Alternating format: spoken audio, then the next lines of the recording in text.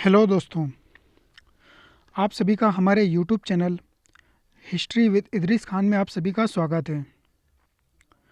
दोस्तों, जैसे कि आप सभी को पता है, हमारे यूट्यूब चैनल पर हिस्ट्री के मोस्ट इम्पोर्टेंट टॉपिक जिनसे एग्ज़ाम में बार बार क्वेश्चन पूछे जाते हैं, NTA UGC net exam, TGT exam या पीजीटी एग्ज़ाम में उनसे लगातार क्वेश्चन पूछे जाते हैं।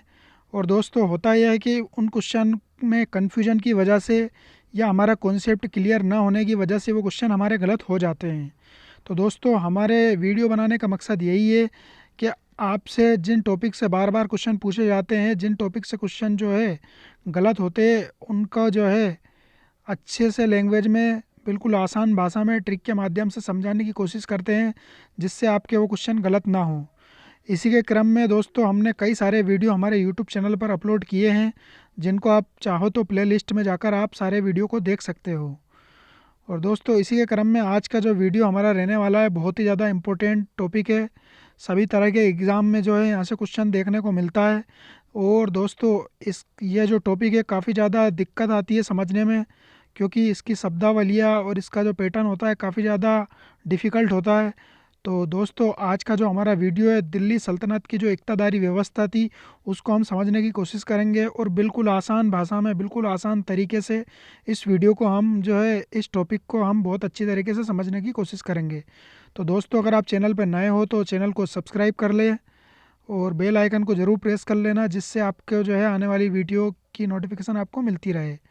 दोस्तों, आज का वीडियो बहुत ही ज़्यादा इंपॉर्टेंट रहने वाला है, बस आपको वीडियो के अंत तक बने रहना है, जिससे भी आपका जो भी टॉपिक से रिलेटेड आपका डाउट है, जो भी आपका कन्फ्यूजन है, बिल्कुल आसान भाषा में आपका क्लियर होने वाला है।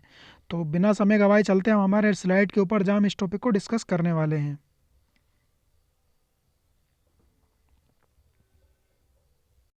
तो दोस्तों, जैसे कि स्लाइड के ऊपर आ चुके हैं हम, तो आज के जो इस टॉपिक के अंदर हम इक़्तिदारी व्यवस्था के बारे में डिस्कस करेंगे। भारत के अंदर जो इक़्तिदारी व्यवस्था आई है, किस तरीके से भारत के अंदर इक़्तिदारी व्यवस्था इस्टेब्लिश की गई है और इसका विकास किस क्रम में हुआ है, किस किस शासक ने इसके अंदर क्या क्या चेंजेस किए हैं। क्योंकि दोस्तों, आप सभी को पता है, इक़्तिदारी व्यवस्था तो ये जो है दिल्ली सल्तनत की जो है साथ जो है ये शुरुआत देखने को मिलता है, मगर इसमें जो कई सारे बदलाव जो है आखिरी टाइम तक, जैसे कि मुग़ल कालीन व्यवस्था के आने तक जो है इसमें कई सारे बदलाव देखने को मिल जाते हैं। तो किस किस शासक के द्वारा क्या क्या बदलाव इसके अंदर होते हैं, क्या क्या इसकी विशेषताएं हैं, क्या क्या इसके उद्देश्य हैं और इससे संबंधित क्या क्या शब्दावलियाँ है और इस व्यवस्था का जो प्रारूप है वो किस तरीके से था, इसके बारे में हम पूरी तरीके से, बहुत ही अच्छी तरीके से और बिल्कुल ईजी वे में इसको समझने की कोशिश करेंगे। तो सबसे पहले हम ये देख लेते हैं दोस्तों कि इक्ता व्यवस्था का प्रारूप था क्या, इक्ता व्यवस्था की शुरुआत जो है हुई कैसे और भारत के अंदर जो इक्ता व्यवस्था का प्रवेश किस तरीके से हुआ, किस रूप में भारत के अंदर इक्ता व्यवस्था की स्थापना हुई। तो इसके लिए चलते हैं हम स्लाइड के ऊपर। तो सबसे पहले देख लेते हैं दोस्तों कि दिल्ली सल्तनत में जो साम्राज्य का जो विस्तार हुआ वो किस तरीके से हुआ। तो आप सभी को देख लेना चाहिए। सबसे पहले जो दोस्तों, भारत के अंदर मोहम्मद गौरी ने जब तराइन का द्वितीय युद्ध 1192 के अंदर जब पृथ्वीराज चौहान को जब हराया था, तो उसके बाद जो है भारत के अंदर मुस्लिम सत्ता की स्थापना देखी जाती है। उसी के बाद जो है 1194 में ही जो है चंदावर के युद्ध के बाद कुतुबुद्दीन ऐबक को जो है 1206 में दिल्ली सल्तनत की स्थापना करता है। जैसे ही कुतुब ये मोहम्मद गौरी की 1206 में मृत्यु होती है, उसी के बाद जो है कुतुबुद्दीन ऐबक दिल्ली सल्तनत की स्थापना करता है, लाहौर में अपनी राजधानी बनाता है। फिर उसके बाद जो है उसके बाद इल्तुतमिश आता है, जो 1210 में जाके दिल्ली सल्तनत को जो है पूर्ण वास्तविक संस्थापक उसी को माना जाता है, जिसने जो है दिल्ली को इस राजधानी बना के जो है अपने साम्राज्य का विस्तार किया था। तो यहाँ पे उसी क्रम में जो है किस किस समय किस तरीके से विस्तार हुआ, उसके बारे में जो है मैप के अंदर दिया गया है। तो यहाँ पे आप देख रहे हो, ये छोटा वाला जो गहरा लाल कलर का जो है घेरा है, ये पूरा जो है कुतुबुद्दीन ऐबक के समय का दिल्ली सल्तनत जो शुरुआत हुई थी उसका जो है ये क्षेत्र बताया गया है। फिर उसके बाद जो है बड़ा वाला जो एरिया आपको दिखाई दे रहा होगा, ये इल्तुतमिश के समय दिखाई देता है। फिर उसके बाद जब बलबन जब शासक बनता है, तो बलबन के समय ये वाला इलाका जो आपको दिखाई दे रहा है, ये बलबन के समय होता है।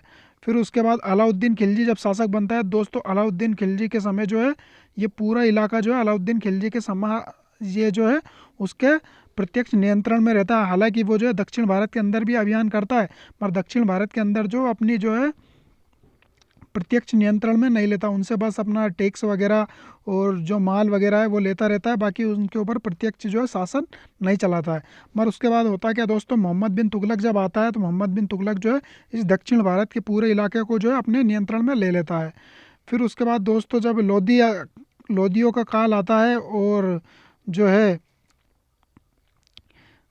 लोदियों के काल के आते आते जब ये दोस्तों ये इलाका इतना बड़ा रह जाता है और इधर जो है बहमनी सल्तनत की स्थापना हो जाती है और कई सारे राज्य जो वहाँ उसके जो है शासन से जो निकल जाते हैं। तो आप सभी को पता होना चाहिए कि जब बाबर जब आता है तो दोस्तों कई सारे जो हिंदू, दो तो हिंदू राज्य और 5 जो मुस्लिम राज्य के बारे में जो चर्चा मिलती है, तो वो यही सारे राज्य अलग अलग जब विभाजित हो जाते हैं। तो दोस्तों असल बात यह है कि हमको इनको समझना किस तरीके से है। तो दोस्तों जब ये दिल्ली सल्तनत की स्थापना होती है तो राजा जो होता है वो दिल्ली के ऊपर बैठ के पूरे भारत के ऊपर शासन चलाता है। तो पूरे भारत के ऊपर जब शासन चलाएगा दोस्तों, तो उसको पूरे भारत के ऊपर शासन चलाने के लिए किसी न किसी व्यवस्था का सहारा लेना होगा। तो जब ये जिस व्यवस्था का सहारा लेता है उसी को जो है यहाँ इक्तादारी व्यवस्था कहते हैं। तो इक्तादारी व्यवस्था को किस तरीके से जो है स्थापित किया गया था उसको हम देखेंगे।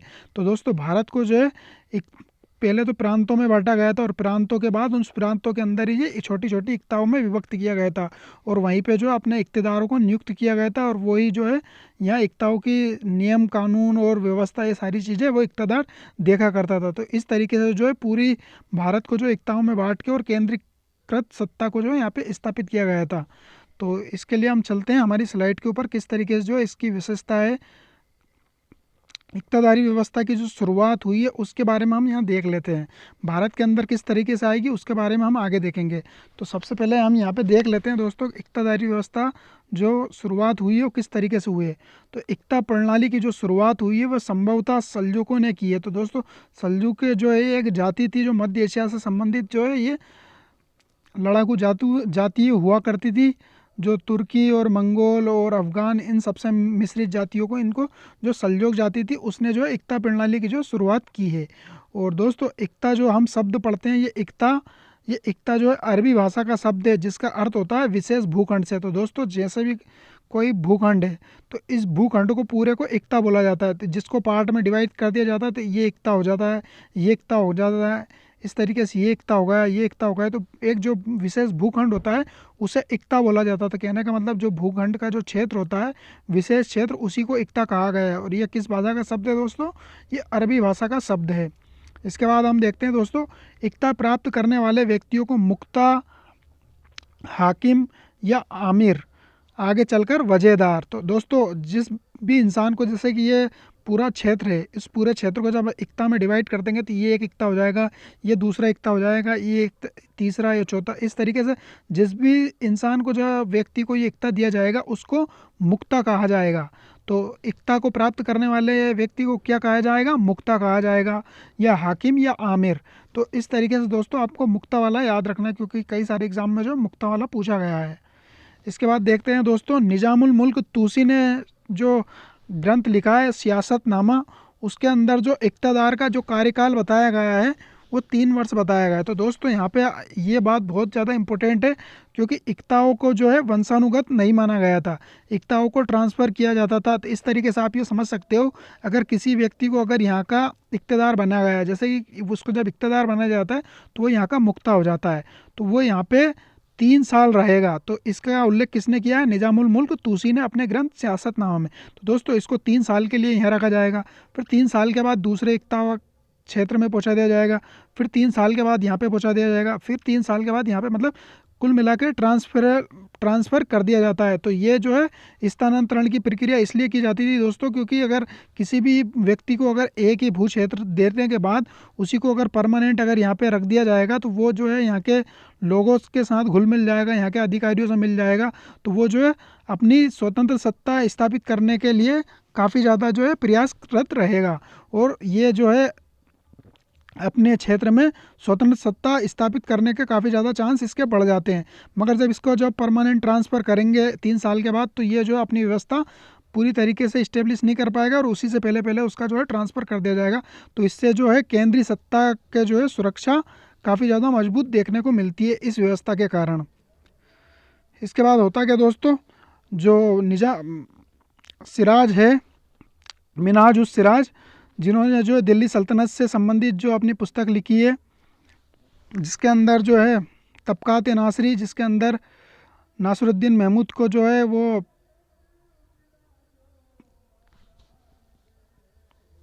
जो मिनहाज उस सिराज ने जो पुस्तक लिखी है तबकात नासरी, जो है इल्तुतमिश के बाद जो शासक बनते हैं नासरुद्दीन महमूद, जिसमें जो गुलाम वंश का जो शासक होता है बलबन का दामाद नासरुद्दीन महमूद को जो डेडिकेट करके लिखी जाती है, वही जो है ये मिनहाज उस सिराज की ने जो अपनी ग्रंथ लिखा है तबकात नासरी, उसी के अंदर जो अलायत शब्द जो लिया है। तो अलायत शब्द अगर आपसे पूछा जाए कि मिनहाज उस सिराज ने अलायत शब्द किसके लिए प्रयोग किया है, तो अलायत शब्द जो है अक्ता के लिए। तो दोस्तों वो वही अक्ता है, जैसे कि यहाँ पे ये जो इक्तादार जो यहाँ पे बोला गया है इक्ता, उसी को अक्ता बोला गया है। तो अक्ता को ही यहाँ पे अलायत बोला गया है, ये इसको अलायत बोला गया है। यहाँ पे इक्तादार बोला जा रहा है, हमारे यहाँ पे मिनहाज उस सिराज ने अपनी पुस्तक में अक्ता बोला है। तो अगर आपसे क्वेश्चन पूछा जाए कि इक्तादार के लिए या इक्ता क्षेत्र के लिए अलायत शब्द का प्रयोग किसने किया है, तो मिनहाजुद्दीन सिराज ने किया है, जिसका ग्रंथ का नाम है तबकात नासरी। इस तरीके से आपको ये याद रखना है। इसके बाद हम देखते हैं दोस्तों, भारत में प्रचलित इक्ता व्यवस्था, जो भारत के अंदर जो इक्ता व्यवस्था हमको देखने को मिलती है, जो दिल्ली सल्तनत के लोगों ने जो अपनाई थी, उसको जो है निर्माण या उसका जो निर्माता है वो है खलीफा मुक्तादिर। तो खलीफा मुक्तादिर के द्वारा जो निर्मित जो इक्तादारी व्यवस्था थी, उसी को जो है भारत के शासकों ने, दिल्ली सल्तनत के शासकों ने जो है इसको अपनाया था। तो ये आपको याद रखना है, क्योंकि इसकी शुरुआत तो सल्जोकों ने की है, मगर इसकी शुरुआत करने के बाद दोस्तों कई सारे परिवर्तन यहाँ पे हुए होंगे, क्योंकि सभी ने अपने अपने हिसाब से इसको जो परिवर्तन किए होंगे। मगर भारत के अंदर जो इक्तादारी व्यवस्था जो भारत के अंदर आई है, जिसको भारत के सुल्तानों ने, शासकों ने जो अपनाया है, उसका जो श्रेय है किसको जाता है, खलीफा मुक्तादिर को जाता है। इसके बाद हम देखते हैं दोस्तों इससे संबंधित प्रमुख तथ्य। तो इक्ता व्यवस्था हमने देख ली दोस्तों, इक्ता व्यवस्था की शुरुआत किस तरीके से होती है और क्या क्या इसके अंदर देखने को मिलता है। अब इसमें जो है 2 श्रेणियाँ होती है दोस्तों, इक्ता की जो है 2 श्रेणियाँ होती है। तो कौन कौन सी श्रेणियाँ होती है ये हम देख लेते हैं। इक्ता है ताम्लिक और इक्ता है इस्तिगलाल। तो ये 2 श्रेणियाँ होती है, ये प्रमुख है दोस्तों। किस तरीके से आपको याद रखना है ये हम समझने की कोशिश करते हैं। खालसा के प्रांतीय स्तर की इक्ता जो होती है उसको इक्ता है ताम्लिक कहा जाता है। तो दोस्तों जो राजा की जो भूमि होती है उसको खालसा लैंड बोला जाता है। अब खालसा में जो प्रांतीय स्तर की जो इक्ता होती है, जो बड़े लेवल की इक्ता होती है, उसको इक्ताए ताम्लिक कहा जाता है। इसके अंतर्गत वह भूमि होती है जिसमें खेती होती है, बंजर जिसमें खाने होती है, नियुक्ति द्वारा हस्तांतरित इक्ता जिसका संबंध भूमि से है। तो दोस्तों ये वही इक्ता होती है जिसके अंदर जो हस्तांतरणीय अधिकारी को यहाँ पे नियुक्त किया जाता है, जिसको 3 साल या 4 साल जो भी उनकी व्यवस्था रही होगी उस समय। तो इस तरीके से दोस्तों अगर बड़ी इक्ता जो दी जाती है, जिसके ऊपर खालसा लैंड होता है और उसी के ऊपर जो है इक्तादार को यहाँ पे बिठा दिया जाता है, और जब यहाँ से जो है इक्तादार को जो 3 साल के बाद या ट्रांसफ़र कर दिया जाता है, उसी इक्ता को जो है यहाँ पे इक्ताए ताम्लिक कहा जाता है। तो ये जो दोस्तों ये यहाँ पे रह के सेना का निर्माण भी करेगा और यहाँ पे जो है कानून व्यवस्था भी बना के रखेगा, यहाँ पे जो शासन व्यवस्था है वो भी संभालेगा। तो ये सारे कार्य किसके हो जाएंगे, जो इक्ताए ताम्लिक पे जो अधिकारी जो बिठाया जाएगा उसी का जो है ये सारे काम देखना पड़ेगा। दूसरी इक्ता कौन सी होती है दोस्तों, इक्ताए इस्तिकलाल होती है। तो इक्ताए इस्तिकलाल इसके संबंध में दूसरी होती है दोस्तों, इसके अंदर लघुकालिक फौजदारी होती है। तो ये मतलब उतनी बड़ी इक्ता नहीं होती है, ये छोटी इक्ता होती है। यहाँ तो आपने जो है प्रांतीय स्तर की जो बड़ी इक्ता देखी थी, मगर ये इक्ता छोटी होती है इस्तिकलाल, और इसमें कुछ गाँव के रूप में प्रदत्त छोटी इक्ता इसका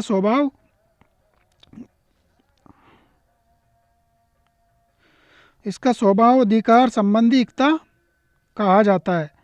तो दोस्तों ये जो है अपने भोग करने के लिए, भोगी के दोस्तों मतलब ये भोग करने के लिए कहने का मतलब किसी को अगर सैलरी बेस पे अगर किसी को इक्ता देना रहता है तो वो उस टाइप की इक्ता जो है ये थी। जैसे कि किसी अधिकारी है, किसी अधिकारी को अगर कोई इक्ता देना है तो वो इक्ता जो है इक्ता है इस्तिगलाल के अंतर्गत आएगी। और अगर किसी को और बड़ी इक्ता अगर आप दे रहे हो तो वो इक्ता है तामलिक के अंतर्गत आएगी। तो इस तरीके से दोस्तों इक्ताओं का जो है यहाँ पे 2 श्रेणियाँ दी गई है। तो इसको और एक बार और समझने की कोशिश करते हैं दोस्तों। जिस तरीके से ये पूरा क्षेत्र हो गया है, ये पूरा क्षेत्र होने के बाद जब इसको बड़ी इक्ता में जब बांट के और जब यहाँ पे किसी स्थानांतरण अधिकारी को जब यहाँ पे ये इक्तादार बनाया जाता है, जिसको 3 साल के बाद जब ट्रांसफ़र कर दिया जाता है और बड़ी इक्ता होती है, इसी के अंतर्गत जो है उसको शासन व्यवस्था संभालना है, यहीं पे सेना का निर्माण करना है और यहीं पे जो इसकी जो है न्याय व्यवस्था, सामाजिक व्यवस्था है, जितनी भी जो भी व्यवस्था है, सारी व्यवस्था का अधिकार जो है इसी को दे दिया जाता है और ये बड़ी इक्ता होती है। तो इसको जो है इक्ताए तामलिक कहा जाता है। मगर इसी इक्ता के अंतर्गत जब छोटी इक्ता होती है दोस्तों, जिसमें जो है भोग या अपनी सैलरी के लिए जो इक्ता प्रदत्त की जाती है राज्य की तरफ से, और उसमें इतना ज़्यादा मतलब ट्रांसफ़र वगैरह करने का काम नहीं रहता है और छोटी इक्ता होती है, उसको इक्ता ए इस्तिगलाल कहा जाता है। तो इस तरीके से आपने जो है दोनों इक्ताओं के बारे में समझ लिया होगा दोस्तों। बड़ी इक्ता की अगर बात की जाएगी, जिसमें जो है सारी व्यवस्था करना रहता है, तो उसको इक्ता तामलिक कहा जाएगा।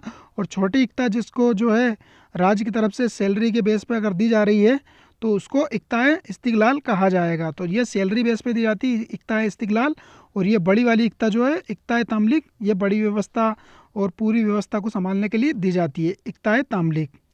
इस तरीके से दोनों इक्ताओं के बारे में आपने समझ लिया होगा। इसके बाद हम चलते हैं दोस्तों, यहाँ पे आपको प्रमुख शब्दावली जो इक्ता व्यवस्था होती है दोस्तों, यहाँ पे आप समझना अब इन चीज़ को। ये हो गई आपकी तोफ़ीर। तो तोफ़ीर में क्या होता है दोस्तों, इक्ता की अनुमानित आय में बढ़ोतरी। और दूसरा आपका फवाजिल, इक्ता से प्राप्त अतिरिक्त आय जो केंद्र का हिस्सा होती है। तो दोस्तों इसको इस तरीके से समझना है जैसे कि ये पूरे क्षेत्र में आपने ये इक्ता दे दी है। अब ये इक्ता में आपको किसी इक्तेदार को यहाँ पे पूछा दिया है कि ये जो इक्ता आपको दे दी जा रही है, ये इक्ता की आय होगी 5,000। तो 5,000 अगर आपकी इसकी आय बता दी गई है तो ये तो आपकी अनुमानित आय है। मगर दोस्तों जब ये यहाँ पे जाता है और ये यहाँ पे जाके जब देखता है तो इसकी आय जो 5,000 नहीं होती है, यहाँ पे ये 6,000 हो जाती है इसकी आय। तो जब ये 6,000 आय हो जाती है तो इसको बोला जाता है तोफ़ीर। तो दोस्तों इसमें जो है अनुमानित जो आय थी इसकी 5,000, उससे बढ़कर ये 6,000 हो गई, तो इसे बोला गया है तोफ़ीर। मगर दोस्तों ये जब 6,000 हो जाती है और इसी में जब किसी इक़्तिदार को जब बोला जाता है कि भाई आपकी जो सेना है, आपका जो खर्च है, ये सारी चीज़ें इसी 6,000 में से आपने रख लिया है।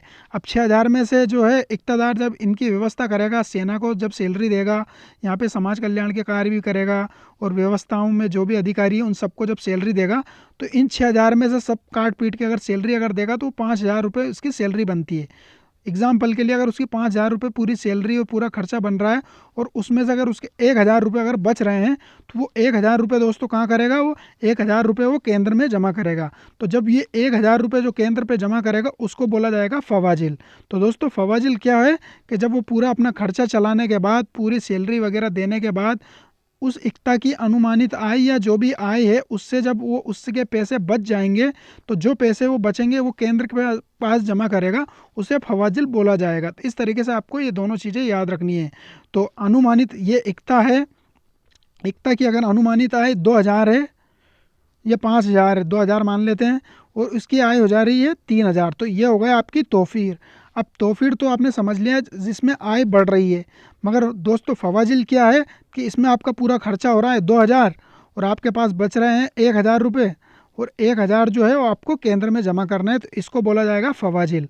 तो जो बड़ी हुई आय है जो बच जाती है पूरा काम वाम करने के बाद, पूरा खर्चा करने के बाद, तो उसको केंद्र में जमा करने को जो है फवाजिल बोला जाता है।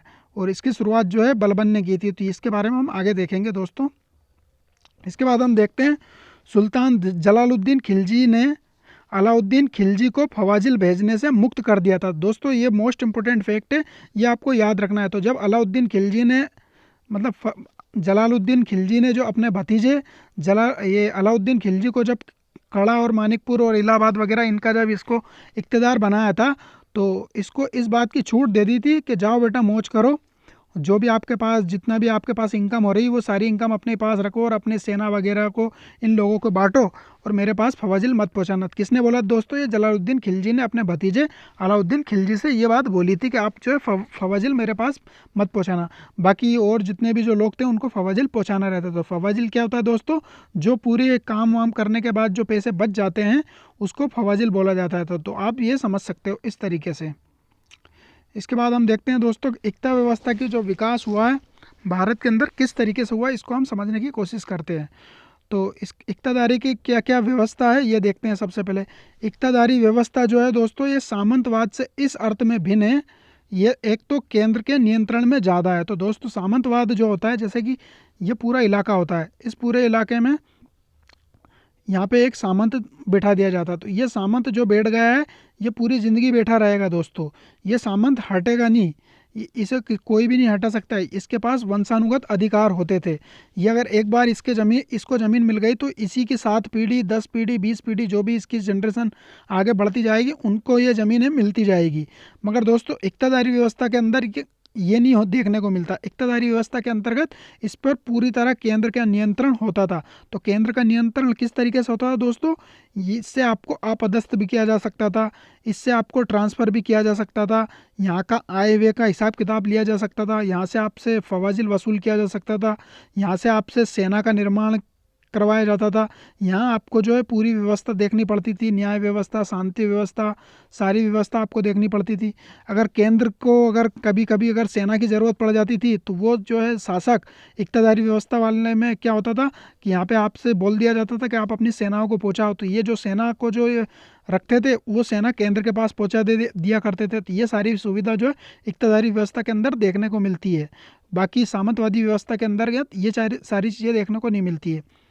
देखते हैं दोस्तों और क्या है यहाँ पे। एक और जो है यह व्यवस्था हस्तांतरण थी। तो दोस्तों हमने पहले ही बात की थी आपसे कि सामंतवादी व्यवस्था जो थी एक बार अगर किसी को यहाँ ये ज़मीन दे दी तो इसी ज़मीन पे उसको सारी ज़मीन पे सारी उम्र इसी पे रहना है। उसकी जो औलादें आएंगी, उसकी जो जनरेशन में जितने भी लोग आएंगे सारे इसी ज़मीन पे रहेंगे। मगर इक्तादारी व्यवस्था के अंतर्गत हर 3 साल में जो है ट्रांसफ़र कर दिया जाता था। पहले यहाँ हो जाएगा, फिर यहाँ हो जाएगा, फिर यहाँ हो जाएगा। इस तरीके से दोस्तों जो है पूरी ज़मीन में घुमा दिया जाता था इक्तादारी व्यवस्था के अंतर्गत।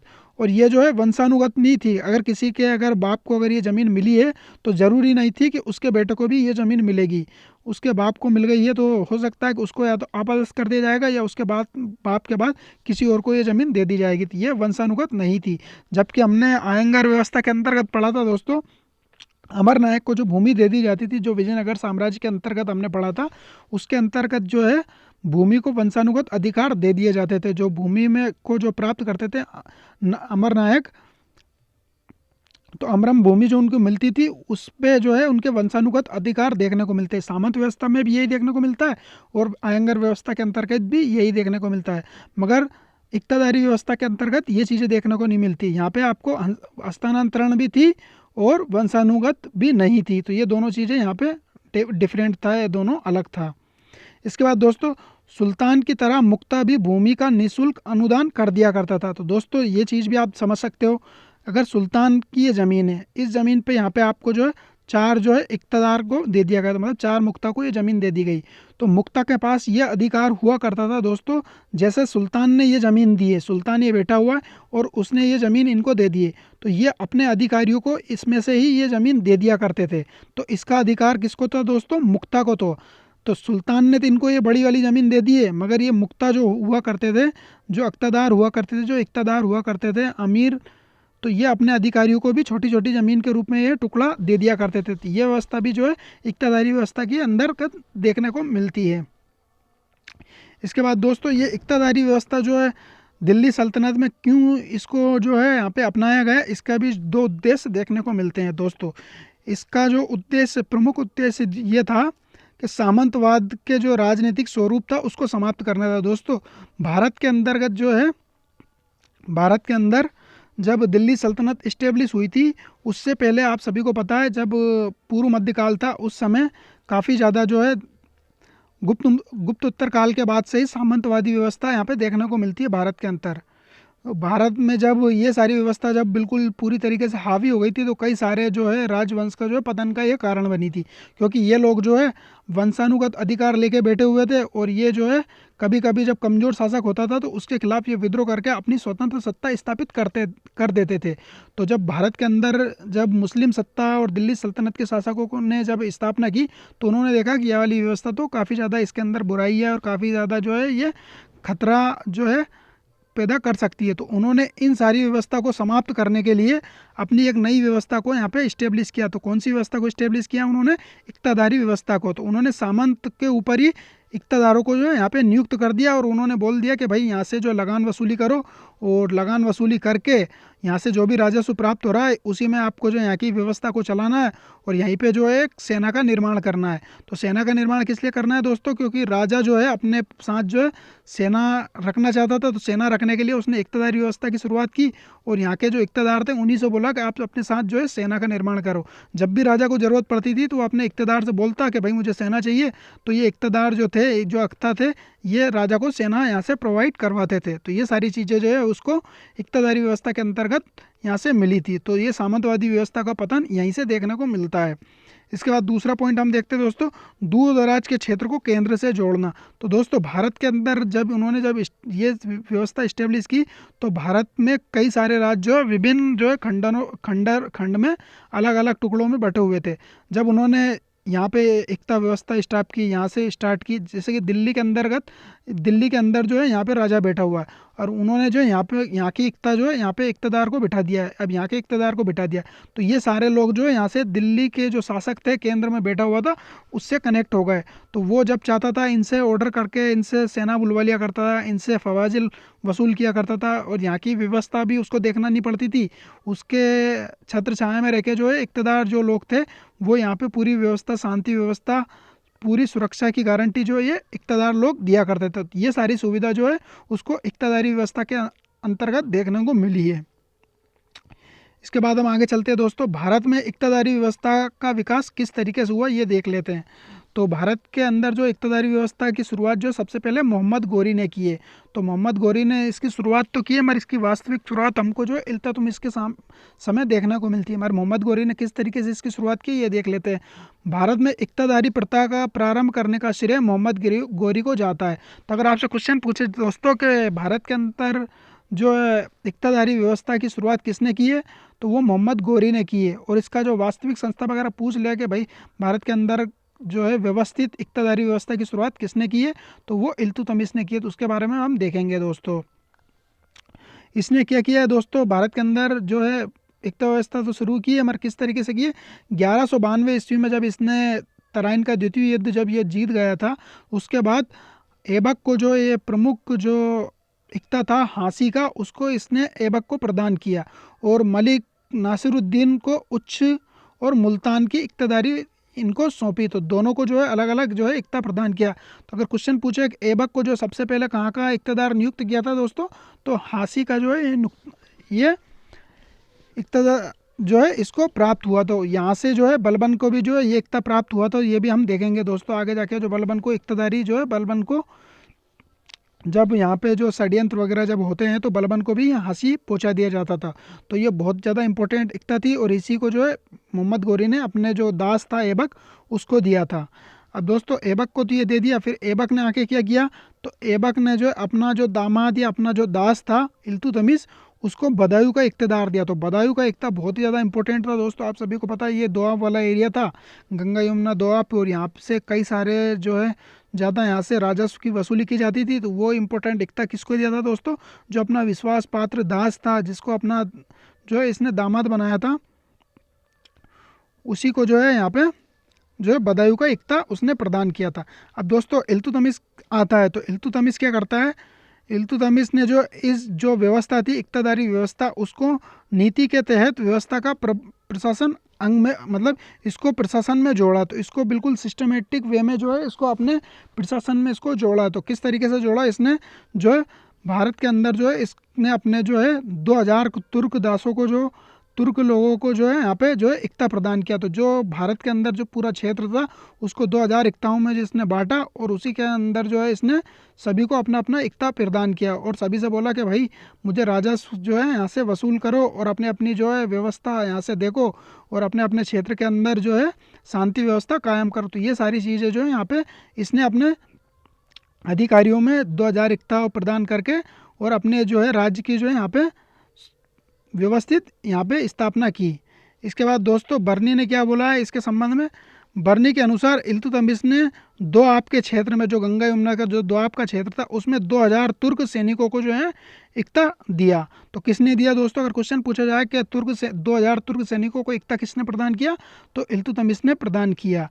तो इस तरीके से आपको ये समझ में आ गया होगा।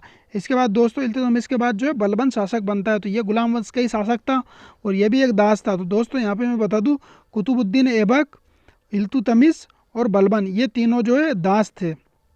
तो कुतुबुद्दीन ऐबक का दास इल्तुतमिश था और इल्तुतमिश का दास जो है बलबन था और कुतुबुद्दीन ऐबक जो मोहम्मद गोरी का दास था। तो ये सारे जो है तीन दास थे, इसी वजह से इसको जो है गुलाम वंश बोला गया है। अब बलबन के संबंध में देख ले दोस्तों, बलबन ने इसके अंदर क्या जो है परिवर्तन किया। इसने इक्ताओं में ख्वाजा या साहिब दीवान नामक एक पद को जो है सृजन किया और उसकी एक नियुक्ति की। तो दोस्तों यहाँ पे पहले तो जो है एक मुक्ता को नियुक्त किया जाता था, जैसे कि एक ये क्षेत्र दे दिया और इसी के ऊपर एक मुक्ता को नियुक्त कर दिया जाता था।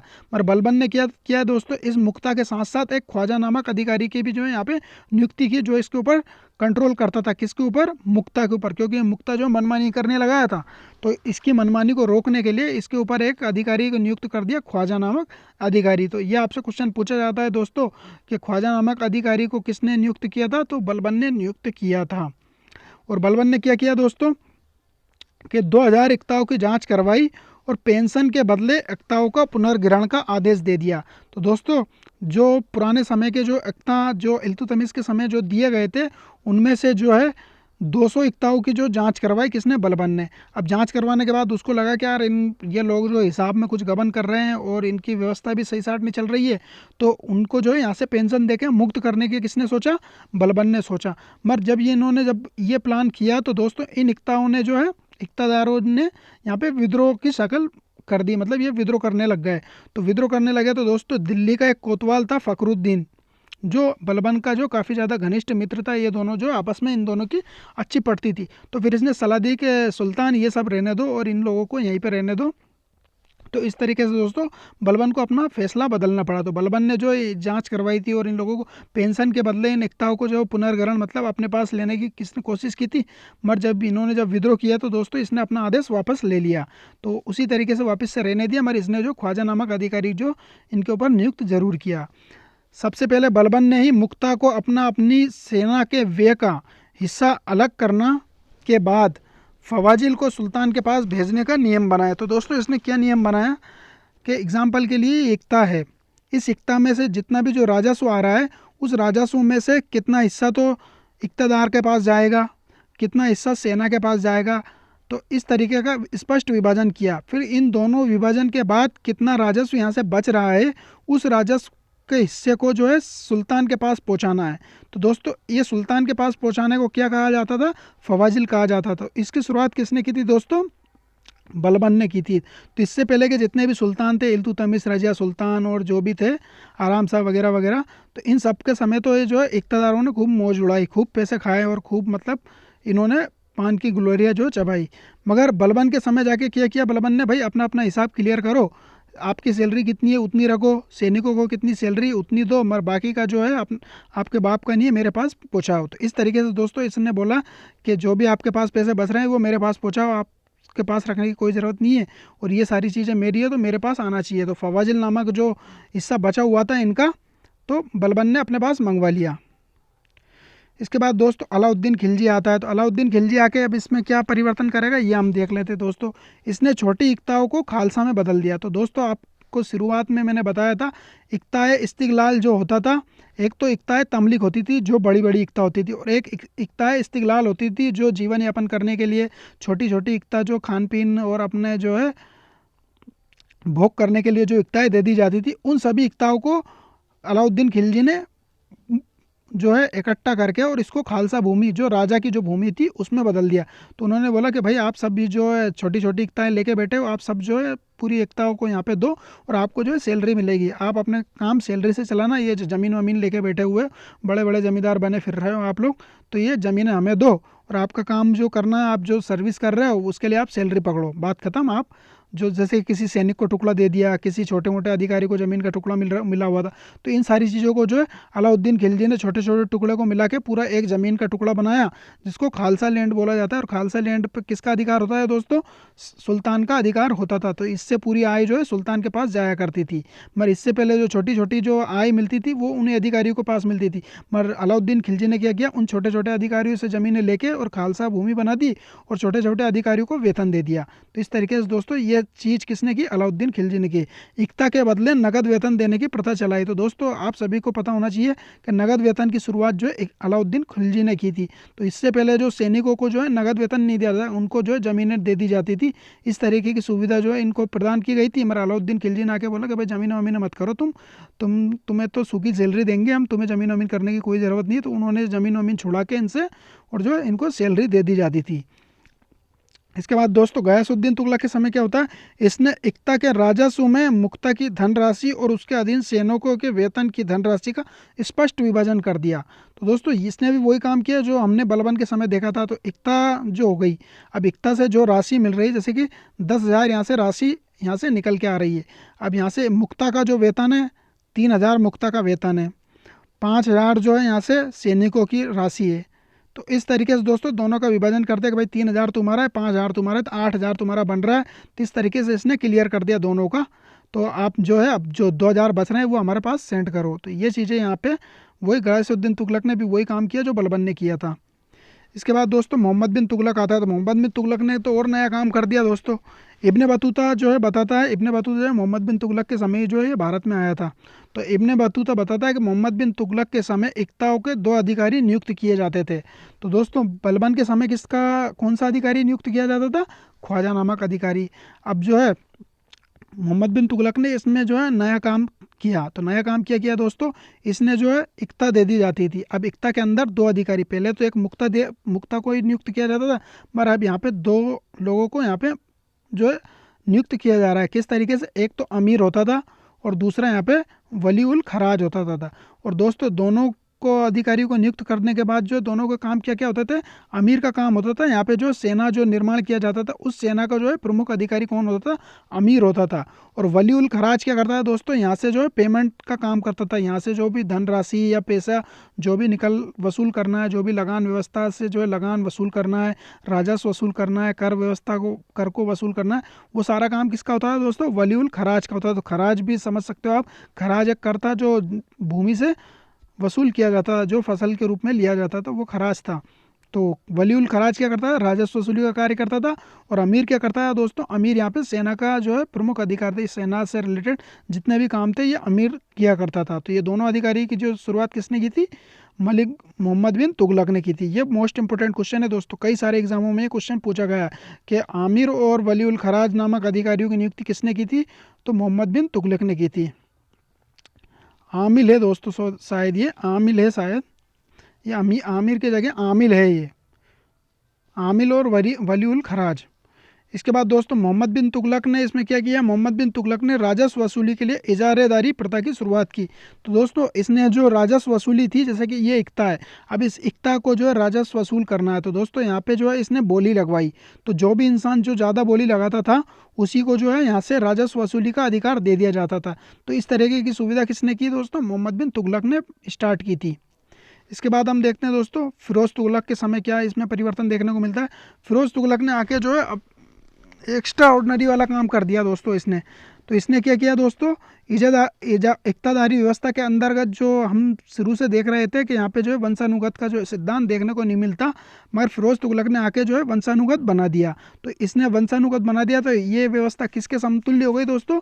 आयंगर व्यवस्था, जिसके अंदर भी हमने जो है वंशानुगत का सिद्धांत देखा था। तो वही सारी चीज़ें जो है इसने शुरू कर दी और इसने पुनः भूमि के माध्यम से वेतन देना प्रारंभ कर दिया। जो अलाउद्दीन खिलजी ने जो छोटी छोटी भूमियों को जो अपने पास पूरा कलेक्ट करके और उसको खालसा भूमि बना दिया था, मगर फिरोज तुगलक ने आके इसको वंशानुगत बना दिया और वही भूमियाँ जो फिर से प्रदान कर दी और इसने जो नगद वेतन के बदले भूमियाँ प्रदान कर दी। जैसे कि कोई सैनिक है तो कोई सैनिक को अगर वेतन देना है तो उसको जो छोटा सा ज़मीन का टुकड़ा दे दे, जाओ बेटा मौज कर दी और यहाँ से बढ़िया पैसे वैसे कमाओ और ज़मीन वमीन खेती वेती करो। तो यहाँ से जो है अब सैनिक जो है अब ये खेती वेती करेंगे तो ये जंग लड़ने क्यों जाएंगे। तो इस तरीके से दोस्तों दिल्ली सल्तनत का पतन जो है फिरोज तुगलक के काल से देखने को मिलता है।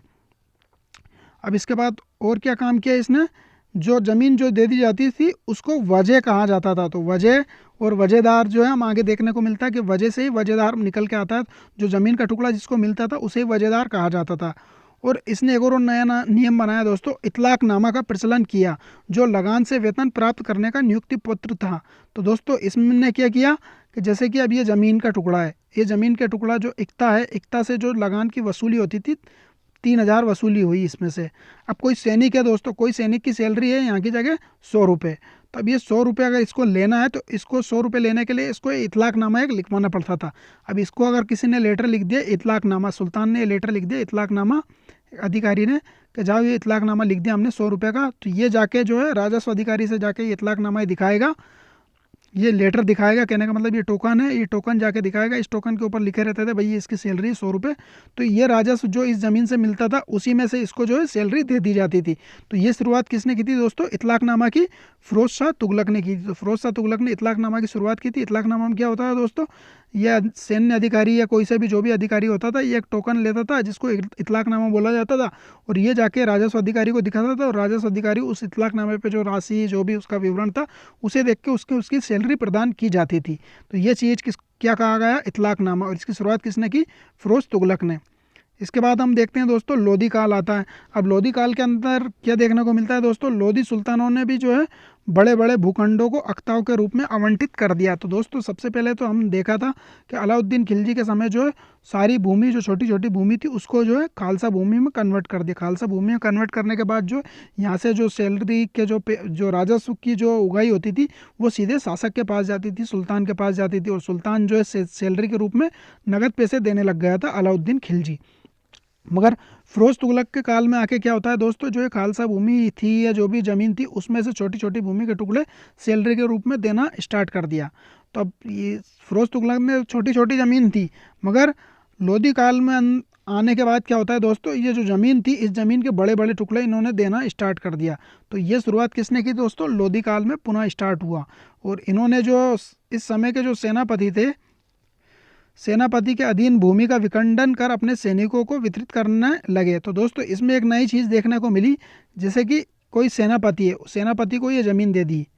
जैसे कि सुल्तान ने ये सेनापति को अपनी ये ज़मीन दे दी, तो सेनापति क्या करता है दोस्तों, किसी सैनिक को अगर कुछ देना है तो ये अपने सैनिक को भी ये ज़मीन दे देता था। जैसे अगर सैलरी अगर नहीं है उसके पास तो सैलरी देने के लिए ज़मीन का टुकड़ा सेनापति जो है अपने सैनिकों को प्रदान कर देता था। इतना राइट जो है लोधी काल में सेनापतियों को दे दिया गया था।